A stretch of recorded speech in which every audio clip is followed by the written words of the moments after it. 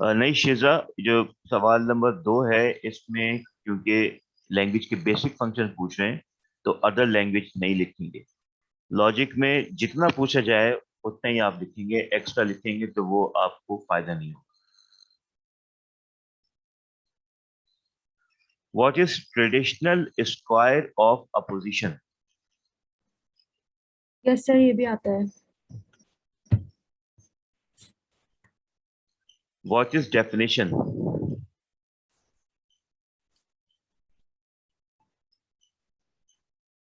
Definition क्या है?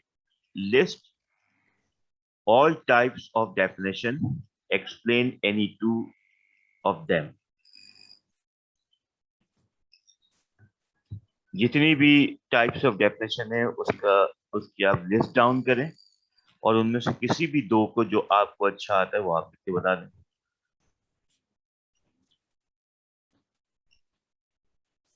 How a syllogistic argument can be identified? Give basic rules of valid categorical syllogistic argument। Sir Iqra को add कर लें।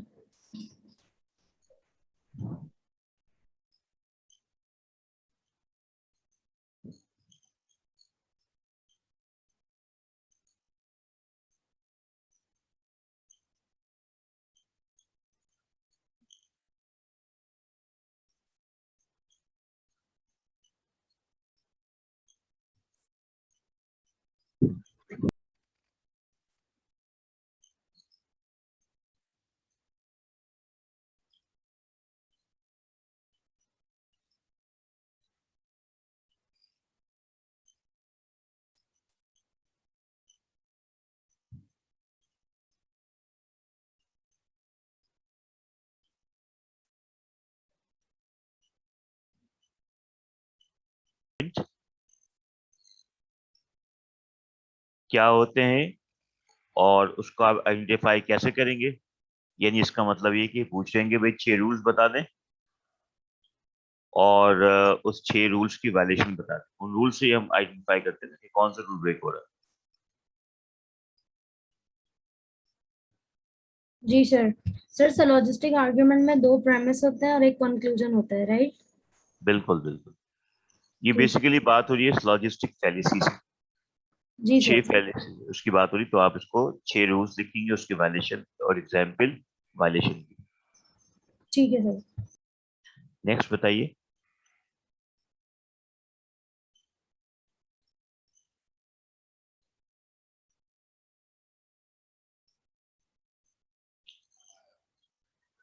अच्छा जी, discuss the significance of logic in the contemporary business world.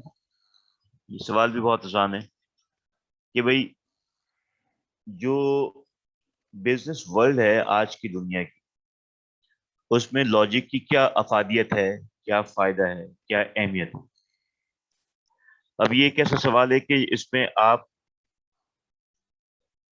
खुलकर लिख सकते हैं और लॉजिक की जो अफादियत है, जो उसके सिग्निफिकेंस है, अहमियत है, उसको आप आर्गुमेंट के जरिए प्रूव कर सकते हैं कि भाई अगर लॉजिक को अगर निकाल दिया जाए बिजनेस से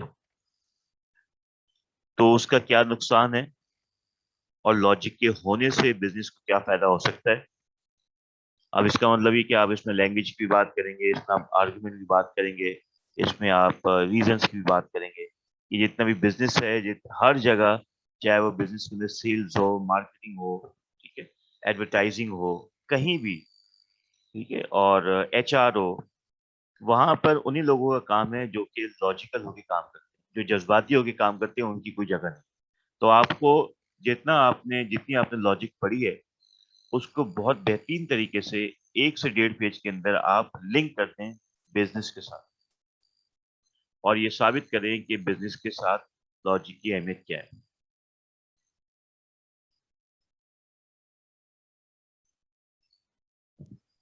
यस सर, समझ आ गया। अच्छा, और इसमें लेकिन आप कोशिश ये करें कि किसी भी किस्म की एग्जैजरेशन करने की जरूरत नहीं। ठीक है, एग्जैजरेशन का मतलब ये होता है कि बढ़ा चढ़ाकर कोई बात ना करे। जो बात करें उसकी लिंक आप उसको लिंक करें आप। नेक्स्ट क्वेश्चन है define definition along with constitutive components। ठीक है, डेफिनेशन को डिफाइन करें उसके कॉन्स्टिट्यूटिव कंपोनेंट के साथ। डेफिनेशन के कॉन्स्टिट्यूटिव कंपोनेंट्स क्या हैं? Definiendum and definiens. बिल्कुल, डेफिनेंडम एंड डेफिनीज। और आगे क्या लिखा है? Give example to indicate the different parts of categorical syllogism. Sorry, illustrate the different types of definition. Different types of definition को आप एक्सप्लेन करें। तो डिफरेंट टाइप्स ऑफ डेफिनेशन आपको पता है क्या है, उसको आप एक्सप्लेन कर देंगे। बहुत सारी टाइप्स ऑफ डेफिनेशन है, 5 डेफिनेशन के अलावा भी मौजूद है हमारे पास। क्वासी डेफिनेशन है, ऑस्टेंसिव डेफिनेशन है, इसको भी आप एक्सप्लेन कर सकते हैं, कोई भी 5 में से। ठीक है sir. Expound categorical syllogism with defining components. Categorical syllogism को आप बयान कीजिए उसके डिफाइनिंग कंपोनेंट्स के साथ। कैटेगोरिकल सिलोजिज्म के डिफाइनिंग कंपोनेंट्स क्या हैं? उसके डिफाइनिंग कंपोनेंट्स हैं major term, minor term, middle term, mood, figure. ठीक है जी। Give examples to indicate the different types of categorical syllogism. Next question है इलस्ट्रेट फैलेसी। फैलेसी को बताइए। Differentiate formal fallacy with informal fallacy. Discuss any 4 type of formal फैलेसीज with the help of example. ठीक है जी, दोनों को differentiate कर दें और जो इनफॉर्मल फैलेसीज उनमें से किसी 4 को आप लिखें एग्जाम्पल के साथ, जो हमने यहाँ पे की थी उसको एक्सप्लेन करते हैं। That's it.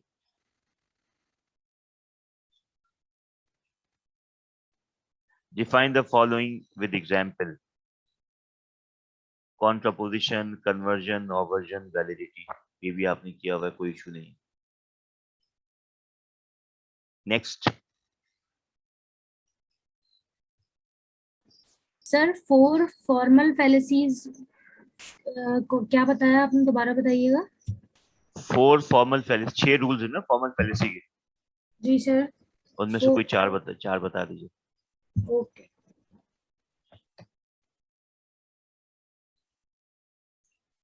तीसरा क्वेश्चन जो है वो शीजा पूछिए। तीसरा क्वेश्चन में आपको बताना है कैटेगोरिकल सिलोजिज्म क्या होता है और आपको कैटेगोरिकल सिलोजिज्म के मुख्तलिफ जो कंपोनेंट्स हैं वो आप बताने। मुख्तलिफ कंपोनेंट्स का मतलब ये है कि middle term, minor term, mood, figure वगैरह वगैरह। ठीक है, इसको बताना है। That's it. ये है तीसरा सवाल। चलें आगे।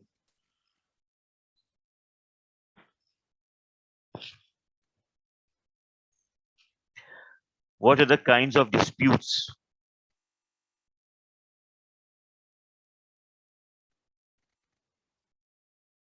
ठीक है जी। What are the kinds of dispute in language and explain with the help of relevant example। Dispute क्या होते हैं लैंग्वेज के अंदर और उसको एक्सप्लेन करें रेलिवेंट एग्जाम्पल के साथ। डिस्प्यूट क्या होते हैं?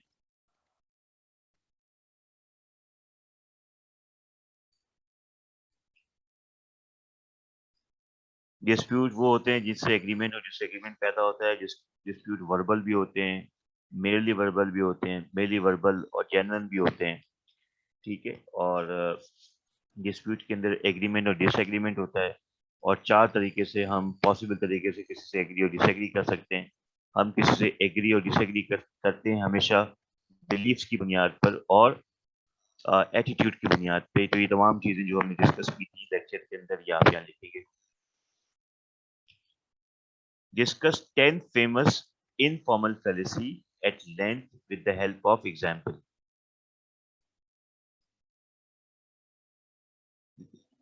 So discuss 10 famous informal fallacies। तो जो हमने काफी इनफॉर्मल fallacies की, उनमें से कोई भी मशहूर जो आप समझते हैं कि बहुत कॉमन है, कोई भी आप 10 लिख के बता दीजिए एग्जाम्पल के साथ। Discuss categorical syllogism with its defining components. Give example. ये सवाल रिपीट हुआ वही है. Work out traditional square of opposition in detail by showing a diagram. ठीक है जी, डायग्राम के जरिए आप बताएंगे ट्रेडिशनल स्क्वायर ऑफ ऑपोजिशन. इसकी आप प्रैक्टिस कर चुके हैं, क्लास के अंदर लिख चुके हैं, बता चुके हैं, एग्जाम दे चुके हैं, कोई इशू नहीं है. सर पहले ट्रेडिशनल स्क्वायर ऑफ अपोजिशन का सवाल आया था, तो वहां पर डायग्राम का कोई वो नहीं करा था, तो वहां पर भी डायग्राम बनानी ही है ना? बिल्कुल बिल्कुल, पूछेगी नहीं ना तो आप बनाएंगे. उसमें बगैर डायग्राम के आप नहीं कर सकते, डायग्राम बनाना जरूरी. जी. डिफाइन डेफिनेशन, ये भी वही सवाल है, इसको रिपीट नहीं कर रहा हूँ मैं. और आखिरी सवाल है, what do you know about conversion of version contribution. Explain with the help of tables.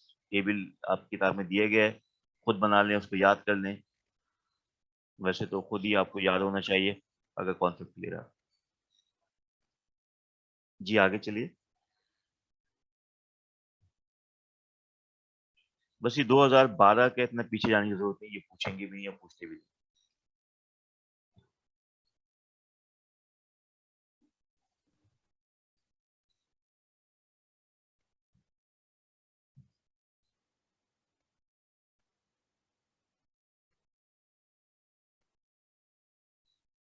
ये इसमें भी ये भी 2012 का ही पेपर है. इसमें 28 दी गई है एक्सरसाइज आपके सामने है, आपने की है. Rewrite the following. कोई मसला नहीं इसके अंदर.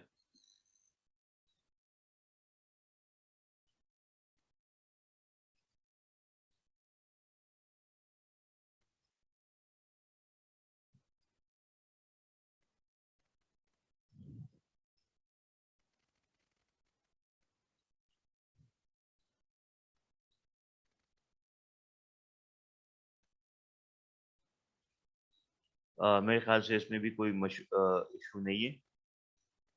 तो पेपर तो लॉजिक का ओवरऑल किसी किसी के कोई इसमें प्रॉब्लम नहीं. ये what is relevance of logic है, मतलब इसमें रिलेशनशिप बताना है लॉजिक का बिजनेस स्टडी के साथ, जैसे सिग्निफिकेंस वगैरह के साथ वही बताया था. एक्चुअली वही सवाल है, सिर्फ लफ्ज चेंज कर दिए, बिल्कुल वही सवाल. Okay sir. वहां पे रिलेट लिखा था, यहाँ पे रेलिवेंस लिखा हुआ. जी सर. सर इसके बाद एक्सरसाइज का मैंने आपसे कहा था, तो वो दिखाइए, लाइए. कौन सी एक्सरसाइज?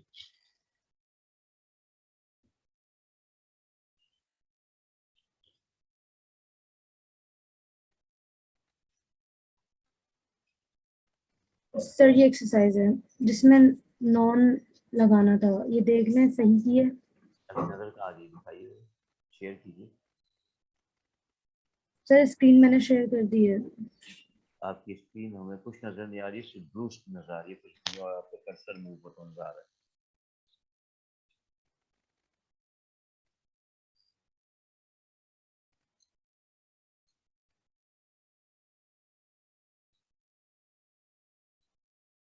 जी अब आपकी स्क्रीन नजर आ रही है क्वेश्चन पेपर के साथ. आपकी स्क्रीन चली गई.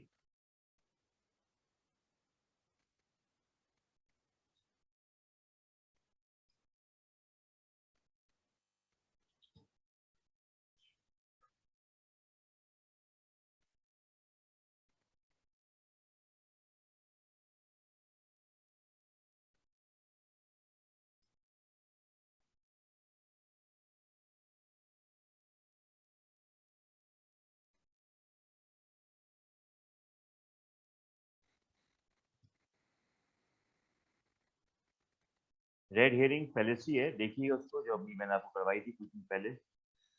उसको उसको देखिए, रिकॉर्डिंग मौजूद है, नोट्स मौजूद है. सर ये इनफॉर्मल पहले फैलेसी, से रेड हेयरिंग.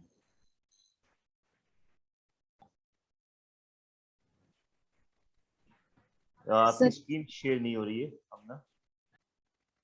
जी सर मैं दोबारा कर देती हूँ. दोबारा कीजिए जरा, शेयर नहीं हो रही. फंक्शन ऑफ लैंग्वेज बताना है आपको, और फॉर्म ऑफ लैंग्वेज बतानी है. और ये साबित करना है कि दोनों एक दूसरे से रिलेटेड हैं या नहीं. और इस पर हमने एक लेक्चर दिया था कि फॉर्म्स क्या होती हैं, लैंग्वेज के फंक्शंस क्या होते हैं, और कैसे वो एक दूसरे से रिलेट करते हैं. सर अब शो हो रही है? जी अब बोलिए.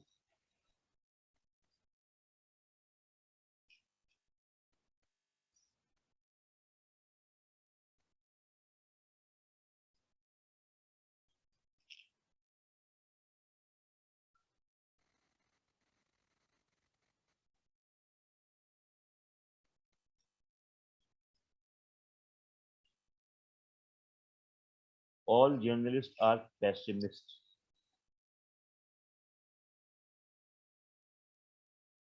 या आपने इसको सॉल्व किया हुआ है, ठीक है। तो पहले हम इसको करते हैं obvert, no journalist are non pessimist, फिर इसको हम कहते हैं convert, no non pessimist are journalist, फिर हम इसको कहते हैं, दोबारा करते हैं obvert, all non pessimist are non journalist. सही है जी। Some soldiers are not officers, some soldiers are non-officers.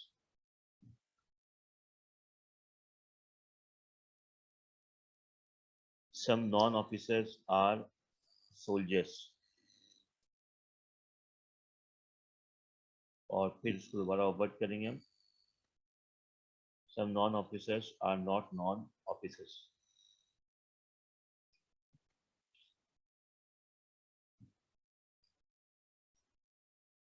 ये जो आपने आखिरी वाला किया है, स्टेप इसमें गलत है।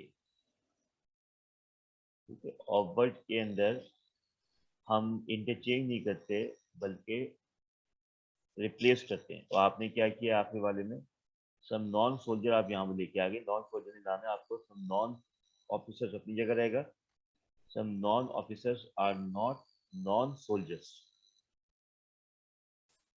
सर थर्ड स्टेप में जी भाई, दोबारा बताइएगा। थर्ड स्टेप में जो आपने किया है, आपने इंटरचेंज कर दिया है। और वर्जन में इंटरचेंज थोड़ी होता है, ऑवर्ट में तो रिप्लेस होता है। और रिप्लेस ये होगा कि आपने क्या करना है कि कॉम्प्लीमेंट लगाना है। कॉम्प्लीमेंट ये है कि आप some non officers are not non soldiers.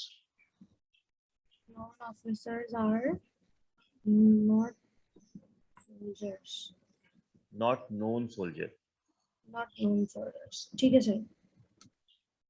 All shadows are non degenerates.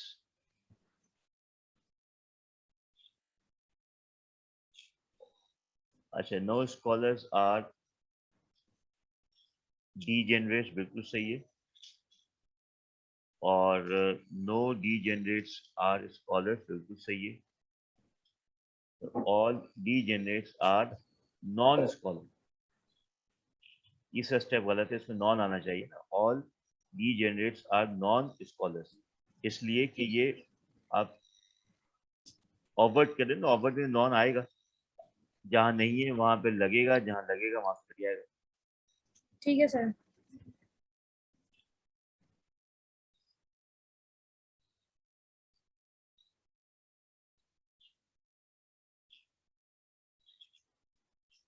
Sir इसका क्वेश्चन ये है फोर्थ वाले का, और आंसर आगे है, तो ये क्वेश्चन देख लें। ठीक है, समझ में आ गया, आगे चले।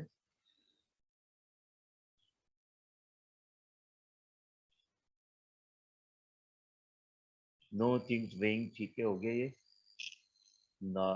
Object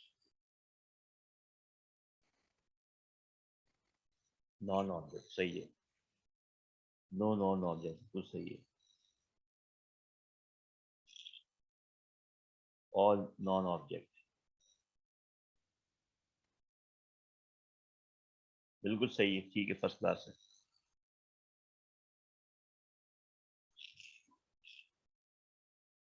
some non citizens are not non residents. अच्छा, सम, अब इसको हमें करना है ऑवर्ट।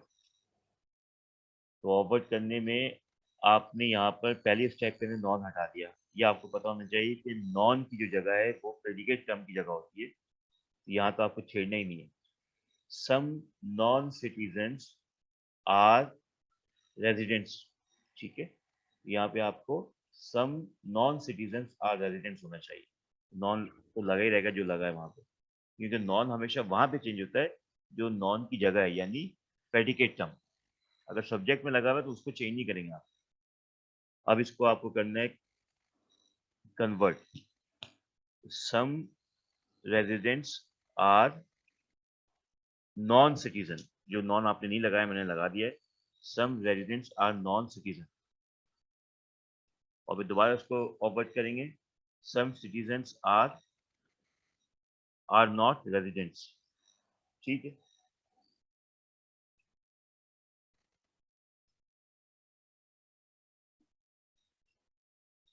सर एक और क्वेश्चन पूछना है, मैं आपको बताती हूँ। इसमें गलती आपने की हुई है, इस क्वेश्चन के अंदर भरपूर गलतियां हैं। इसका जो आंसर है, सम सिटीजन्स आर नॉट रेजिडेंट्स आपने लिखा हुआ है यहाँ पे। ये आप कन्वर्ट थोड़ी करेंगे जो आप यहाँ रेजिडेंट्स लिखेंगे, आपको लिखना चाहिए था कि some residents are not citizen. Some residents, ये इसको गलत किया, मैं इसको सही करके आपको बता रहा हूँ।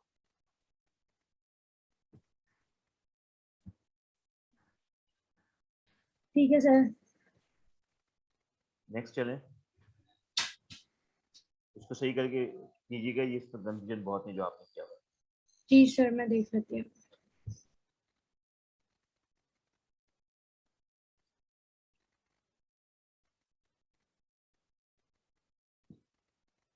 सर एक क्वेश्चन है, are functions of language coincided with forms of language?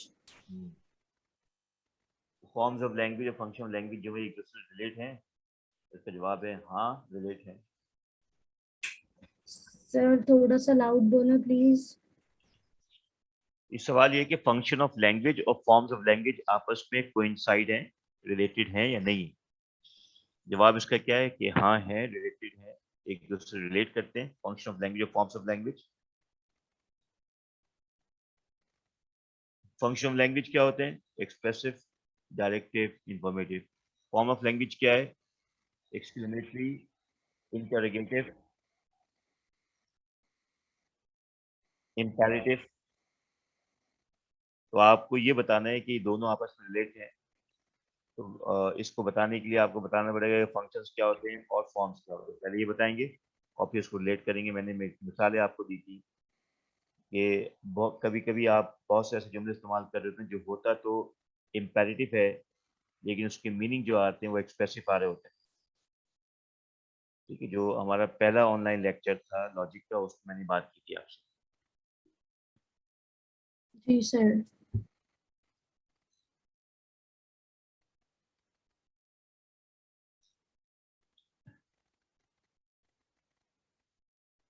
और कुछ?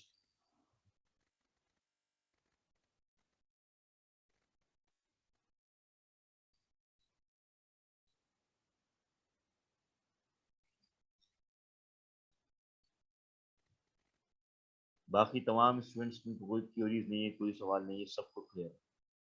लेकिन पेपर मैं दूंगा बड़ा टेक्निकल पेपर, जो आपने पास पेपर में डिस्कस किया वैसा नहीं दूंगा मैं।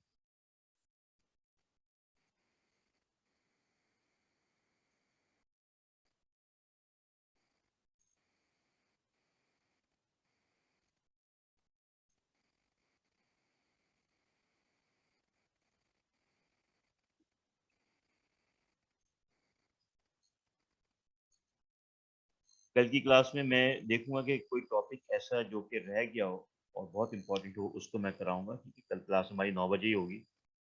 9 से 10 बजे तक इंशाल्लाह हम उसको फ्री कर लेंगे।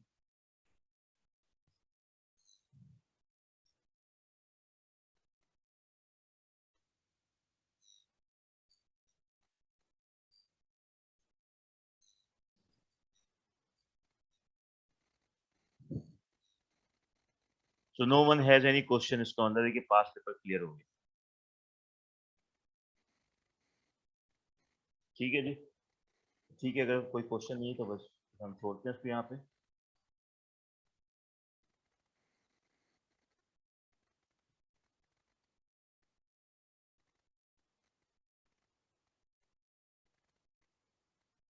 Thank you very much for coming.